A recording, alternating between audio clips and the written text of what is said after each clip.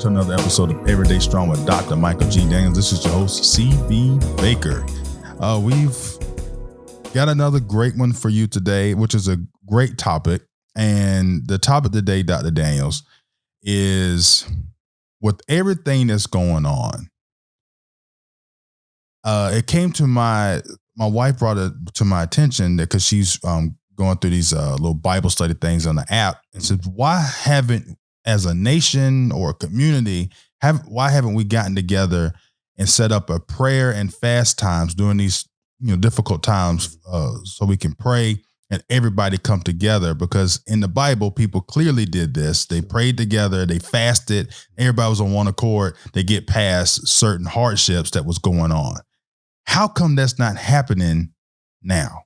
That's a good question. It certainly makes good sense, because we're a nation that says one nation under God, right? That's a part of our pledge. But unfortunately, even though we say one nation under God, the question is we don't necessarily act like we're one nation under God. If you look at, when you look at, in biblical times, that's what you're referring to, and your wife brought out, there was no difference between government and religion. In fact, their political system was a system that was integrally tied to their religious beliefs.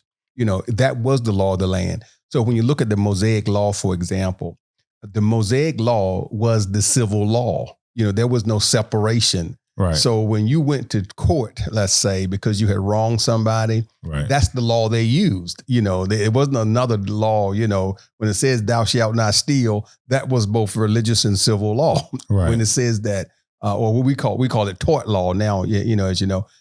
So if you wrong somebody, that was the law of the land. Right. So the highest figure was a figure that was appointed by God. The kings were anointed by God. And so their ability to rule was based on all of the people accepting that was a God appointed figure.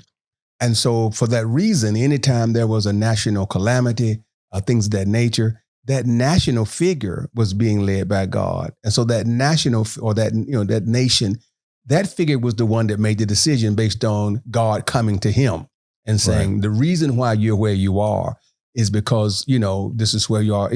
One of the best examples is of Solomon, who was considered to be a very wise king, king of Israel. And there's a text in the scripture that says this, when they're dedicating the temple, and Solomon is talking to God about how he can ensure that God's protective arm is always on that country, nation. And here's what he says to Solomon: if my people who are called by my name will humble themselves and pray and seek my face and turn from their wicked ways, then I will hear from heaven and I will heal their land. And so Solomon gets that. He's the supreme being on earth. He's the king on earth. He gets that instruction. And so he pushes that out to all of the people. Right. There's a commandment from the king. You're going to pray and you're going to fast. Well, in today's climate, even though we say one nation under God, we practice religious freedom. Right. And so our president, in times past, would still call for national prayer. The current president wants us to pray to him.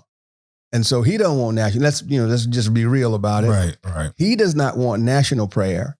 He wants people to bow down to him. And that's what he has said in some of his comments, is that he wants the governors to be grateful to him. Right. He wants people to be grateful to him for doing his job. You're the president. We shouldn't be grateful that you do your job. Right. You should do your job and be grateful that we elected you. Right. So he has it in reverse. So I think that's the primary difference there, is that we don't have a president that is willing to humble himself, right, and say, we need God. So what about a national leader? Like where are the Martin Luther Kings and the old school Jesse Jacksons, the Billy Grahams. Where are they at? Because I know Martin Luther King, if he was to say, let's, have a national day of prayer, even if the president didn't say it, everybody, I know, at least in the black community, would be willing to listen. Right. Or Billy Graham. And Billy Graham, the nation would listen. So where is that figure now? And do you think it would ever happen again where we would have a figure like that? I think the only way it would happen would be as if we had some type of plague that was so devastating that the nation's leader, the president, relied on that individual. If you think back during Martin Luther King's when his rise to a political position where he could actually command an audience with the president, it's because President Johnson himself decided to utilize Martin Luther King. He called on him to come and pray with him when we had difficult times. If you look at Billy Graham, it was the same way, that presidents called on him when they were having difficult times to come to the White House and pray. See, we don't have that in the current president. So they gained that tier of respect because presidents relied on them to come and pray for the nation. And the irony of it is this: there was no Instagram, there was no internet to really put their faces out there. Right. It was only newspapers and televisions, and we only had 3 channels at the time: NBC, right. ABC, and CBS. Right. You may have had a local channel, but that didn't have very low coverage. Right. Yeah, but it's very low coverage, so it didn't go anywhere. But they gained that prominence. And so, but see, nowadays we don't have that. And also what we don't have is we don't have a religious leader that appears to be concerned about the nation as much as they are concerned about their own following. Now, I'm not saying we don't have them. I'm saying it doesn't appear to be that way. Because when you look at the social media, when you look at television now, there is a competition for who is, that person. You don't have a lot of preachers coming together. I remember back in the 80s, there was a forum of ministers that were on a 2020. It's been a while back. And one of the prominent black preachers said this. He said that we have become like hogs at the trough, everyone presuming that there will not be enough for them to eat. Right. And he was saying, but there are enough sinners in the United States for all preachers. So why are we fighting like we have to compete with one another for sinners? I think that's where we've gotten to, unfortunately. So no one wants to be a follower. Everybody wants to be a leader. So not just on a national plane, but even locally, every pastor wants to be a leader. The egos have surpassed their ability to walk humbly before God, it seems like. So because everybody wants to be a leader, if one person says we're going to do it, someone else is not going to do it because they weren't the one that called for it. Yeah. I tend to agree with your assessment, definitely, because I've seen it, I played a lot of sports. I've seen it in sports, if the guy doesn't get that leadership type role, he just shuts all the way down, Mm-hmm. or he spends time trying to tear down the other person so he can lift himself up. But here's the thing. Let's say, okay, not nationally, but locally. Mm-hmm. In your conference that you belong to, Mm-hmm. pastors, has the conversation even come up to say, okay, how about all of us get together and call, some type of, fasting or a prayer day just locally? Locally, the conversation has come up, but you got to look at the different conferences that govern the local, right? Okay. Like, for example, you have even as Christians, let's say, right? Right. You have a host of different denominations, right? So if so you have, you have Baptists, you have Methodists, you have Episcopalians, you have Church of God in Christ, so you have Pentecostal, and a host of others, that we could spend an hour just naming all the different denominations, right? So you have all those different conferences you're dealing with, and within those, that's denominations, I should say, you have all of those different denominations. Within those different denominations, then you have conferences that are competing with one another. Right. So like you take Baptists, for example, you have the Southern Baptists, which, has a wide range, right? Then you have several conferences that are composed of predominantly Black pastors, Then you have interdenominational conferences as well. And so let's say, for example, if the Virginia Beach Interdenominational Pastor Association decide that they're going to call for a day of prayer, well, that don't mean the Catholics going to go along with it. Right. Because the Pope is in Rome. Right. And he didn't call for a national day of prayer, Right. And that doesn't mean that the Episcopals are going to go for it because their bishop didn't call for it. That if the Richmond diocese didn't call for it, and so the same thing with the Methodists. So that's a part of it. It's because there's so many different denominations within Christianity. Now, then you add to that the other religions, right? Right. You're the Buddhists, you got the Islam, you got all those different groups, and so it's difficult for us to come together on things like that anymore. Even though we say we're all worshiping one divine God, we don't carry ourselves like we're worshiping one divine God. Right. We act like we're worshiping different gods, even though we say we're doing one, because we don't seem to be able to come together. So now, last week you had mentioned about, this whole thing happening to bring people together. What, in your opinion, what needs to be done to bring the Christians' together, all the denominations together, get on one accord so we can, in faith, fight against this thing? The difficulty about this scenario is, in order for us to combat the coronavirus the way we have been told to combat it, it requires physical distancing. We call it social distancing, but right? It's physical distancing. When you have physical distancing, that creates a scenario where leaders can't come together. You can't come together. Right. So where you would have come together, to discuss things, now you can't. And I'll give you a simple example of how difficult it is to bring them together. This is the 2020 is the centennial year, right? Where we all need to comply with the census. And so a part of the strategic plan was to have the faith-based community be a dominant factor in getting people to comply. Because oftentimes people who don't, respond are people in minority communities, people who have lower incomes, things like that. So they ask the faith-based community to get involved because they think that, usually people respect their pastors. Right. So I was in the city of Virginia Beach. I was the sub-chairman for that effort, right? Subcommittee chair for that effort. So we contacted all the churches in Virginia Beach, right?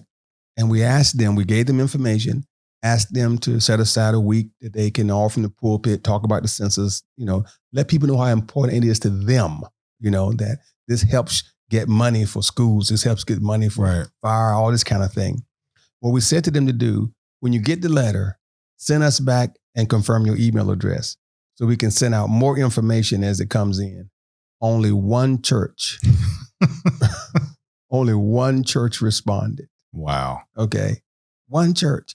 Now, if we can't get them to respond for something that will help them and their congregants, right? Because when you get better schools, it helps all of your members, especially those that are in poverty, especially those that are lower income.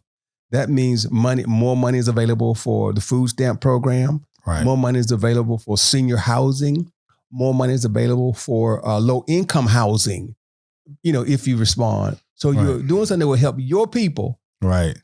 And only one person out of about 300 churches. That's crazy. Responded, or I should say, worship. Areas, because some of them may not have been churches, but they were worship assemblies. So if we can't respond to something that helps us, how when we can't, when there is a mechanism to come together, right?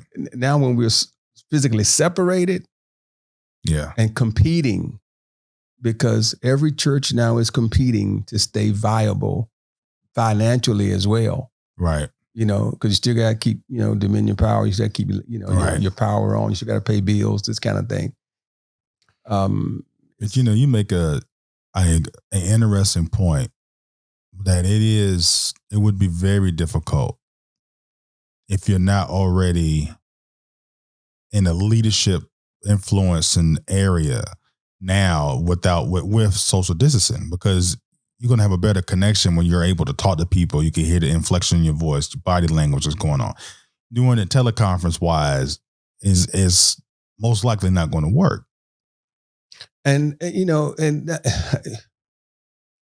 I hate to say this in this way, but sometimes you got to be real, right? I'm not sure if all the religious leaders really believe that prayer is the answer. Now, I don't know them personally. I don't know all of them. Right. But I'm just saying, I'm not sure they really believe that prayer is the answer. We have got to a point in our societal norms where we kind of discount prayer. Right. And I believe you. I believe in medical science. I believe in, doctors and nurses. I understand the concepts. I believe in that kind of stuff. But also believe that behind every human cure, there has to be God. Right. How else can we explain how people who should be dead don't die? Right. And I believe in divine intervention. I don't think everybody has that at their core belief, because to me, if everyone had it at their core belief, someone that has influence over, the governor or, whatever, would have said to them, listen, this is what we need to do. In addition to this distancing that we do, right? We need to have we need to put prayer in there somehow, right? But again, then too, we got to go back, and I can't think of the lady's name, unfortunately. But we go back to the lady who sued and won. That's when she didn't want her son to be involved in prayer in school back in the 50s and 60s. So that took prayer out of school, right? But also it kind of made it concrete that separation of church and state. Now that's what we say anyway, right? But yet when the president is sworn in, place your hand on the Bible, right? Yep. So if you can place your hand on the Bible to be sworn in, to me it would just seem, same thing with governors. It seemed to me it would make sense for someone to say, we're going to practice physical distancing, and right. I want to designate this day as a day of prayer.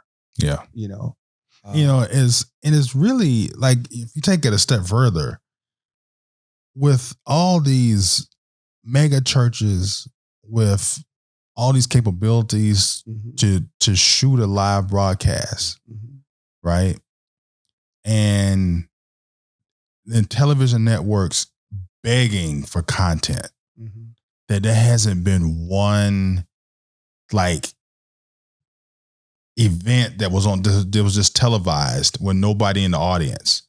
If WWE can put on WrestleMania, what I'm saying, and have segments of it pre-taped, some of it live in their performance center, and you're telling me that we can't have one religious thing that happens to bring the nation together on television?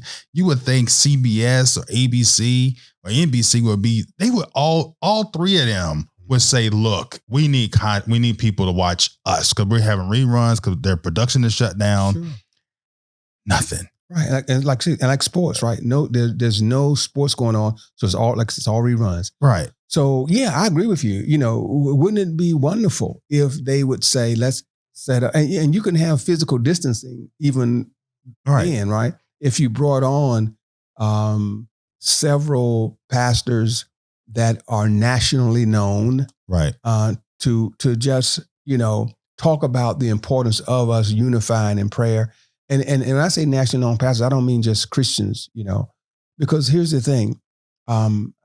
I if we're going to have a national day of prayer, we need to have not just Christians. We need to have people that practice Islam. We need to have rabbis, for Judaism. We need people who practice Hinduism. We need those people, the Sikhs. We need those people there as well, because when you look at the religions, the major world religions, not all, but the major world religions, there's one common denominator, and that is the creator of all things. Right. Now, a couple of them may say, well, there's one creator, and then there's some sub-gods below them, but they still all go back to that one creator. Right. So should I care if the person that practices Hinduism, is praying to that supreme creator? I mean, why should I care? Because if we're going to have a national day of prayer, then shouldn't we all be praying? Right. Hindu, Buddhist, the Hebrew, and the Christian, and everyone, based on whatever your religion is, shouldn't we all be praying? Yeah. The only person that probably is not going to pray is the agnostics, but even they can still add to it based on their own beliefs. Right. So I agree with you. It would make sense to me to have them all there, and it don't have to be 30 minutes. It could be, a 15-minute thing. Right. It could be a commercial, right, because prayer doesn't take 30 minutes. Right. And you're right. It could be 5 minutes when they broadcast all, at the same time throughout the nation as a commercial to say, listen, as a unit, we're going to just pray and let each of those major world religions spend a minute. Well, of course, if you're a Christian, you're going to have to pray more than a minute. But if you're black, take a minute to get warmed up. Unless you're a Black Baptist. But you give them a minute or 2 minutes and just boom, boom, boom, boom, boom. And what you say, it makes so much sense. But unfortunately, you and I are not, network executives. Right. But it just makes so much sense. Well, maybe we have a network executive that tunes into the podcast or somebody that works for a network of, executive. Mm-hmm. Because I really feel like it could work. I agree with you. And when you look at the broadcast, of course, I'm home on Sundays now. We broadcast, but I'm not in, normally on Sunday, I'm in church 4 or 5 hours. Right. But now, it's not like that anymore because, right, the church is empty. And so I do watch other, I don't watch an entire, sermons, but I kind of watch, what's going on just to see how things are happening. And when I look at the other broadcasts, there are, for the most part, pre-recorded broadcasts. Right. Because the congregation is full, right, so they're showing something that's already been aired. Right. Right. At least on television anyway. Now, to their own members, it may be different, but on a television broadcast, that's how it is. So, which in a sense still says to me that the greater concern is how the visual effect of the broadcast. Mm-hmm. If you still see that there are 2,000 people in the congregation, right, when they're broadcasting it, right, it's the visual effect. It is that rather than them coming on. So what if they came on at their normal broadcast time, right? And rather than having the normal where they have the whole church full or whatnot, that they did it at that time, right, that would have the same impact. But I don't. That's what I'm saying. I think the competition. I think that and I don't think they're doing it purposefully, but it is what it is. Right. It's the ratings factor. Is to use it as a vehicle to not only spread the gospel, but increase membership, right, and increase giving, and right, all those other things that go along with it. Yeah. Yeah. It's Yeah. Like I even with like the increased giving part. Like when me and Mike was added into the church service, and I said, do I need to put a link at the bottom of this? Then I thought about, things you say, pastors that beg for money, blah, in the back of my head, it's like, well, I ain't gonna put it up there.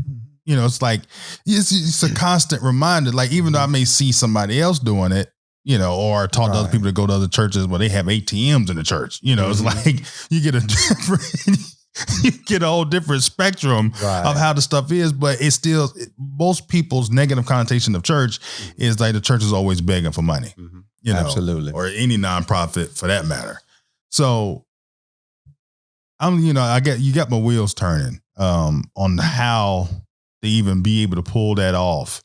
Because I actually know some people in networks, and I know that they got to be like hungry for anytime you show a press conference that you already know what the person's going to say. It's because it's something new, and they're tired of showing the view.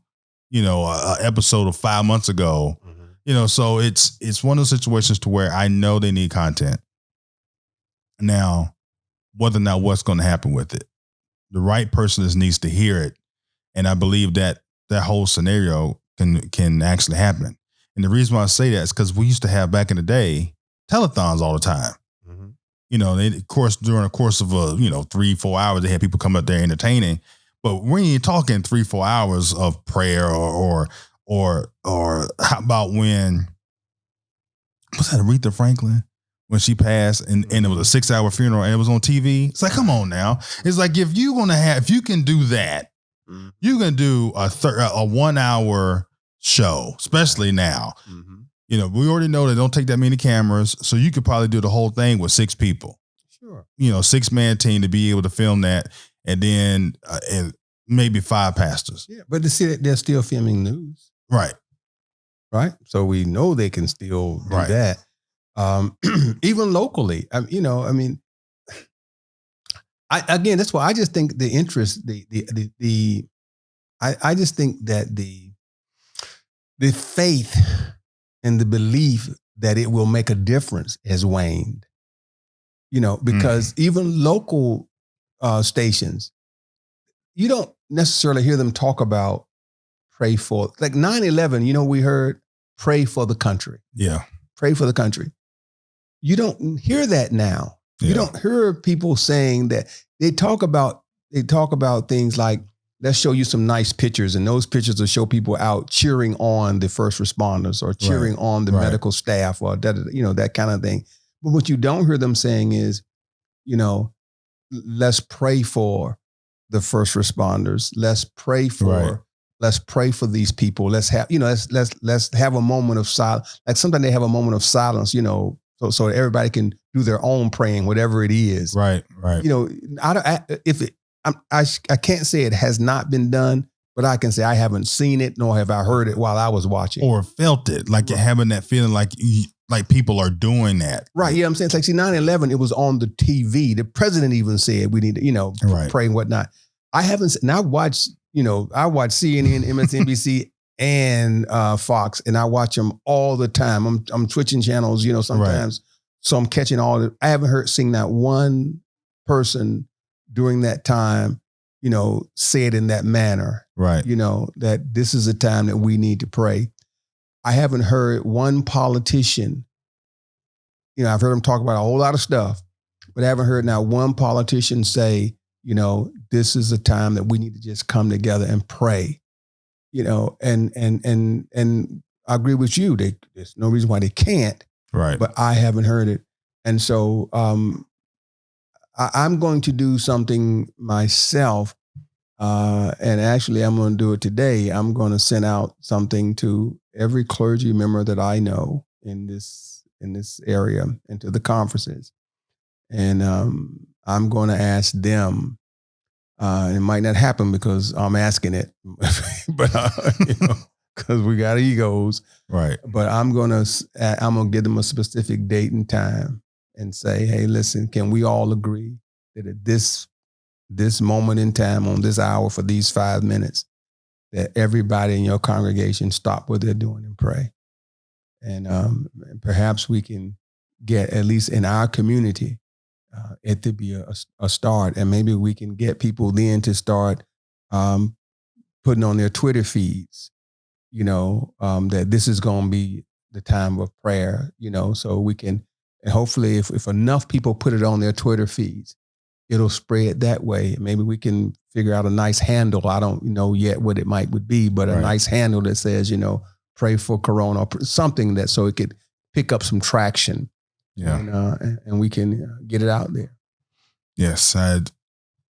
Whatever you need me to do, just let me know. If you want me to cut up a clip of this, I will be able to cut it up and send it to you. And I think I definitely am going to try to do my part and edit, like I'm going to edit this podcast and this video and post it. And so people can be aware of, like, we used to do things much differently than what we do now. And I'm kind of amazed actually that it hasn't happened, Well, I'm just wondering if maybe, you didn't think I didn't think of it this way, and maybe you didn't either, but perhaps the Lord spoke to you for a reason, and perhaps the Lord was speaking to you to say we need it. And so maybe what we need to do is to yield to the Spirit, right? And do it, because, maybe through you, it will, because you have the knowledge of how to get it out there. Right. Maybe through you, it can happen if we do